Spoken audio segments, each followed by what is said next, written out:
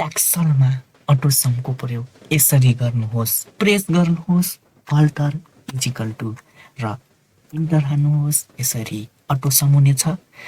र अर्को तरिका रहेको छ, यसलाई डिलिट गर्छु मैले।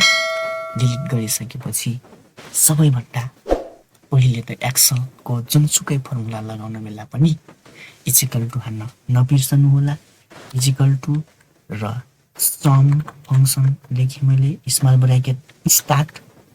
त्यसपछि सिलेक्ट गर्नुहोस् कहाँदेखि कहाँसम्म एड गर्नुपर्ने हो तपाईँले, र स्मल ब्राकेट क्लोज र इन्टर हान्नुहोस्। यसरी पनि गर्न सक्नुहुनेछ। अर्को तरिका रहेको छ, सिलेक्ट गर्नुहोस् कति रेन्जसम्म तपाईँले एड गर्नुपर्ने हो त्यति सिलेक्ट गर्नुहोस्।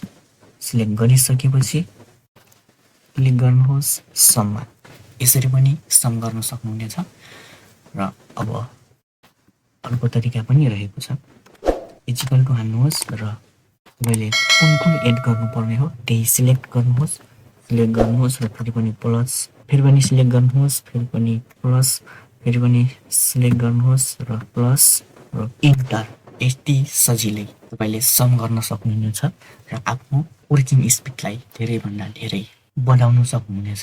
भिडियो कस्तो लाग्यो लाइक, कमेन्ट, सेयर र च्यानलमा नयाँ हुनुहुन्छ भने च्यानललाई सब्सक्राइब गर्न नभुल्नुहोला। धन्यवाद।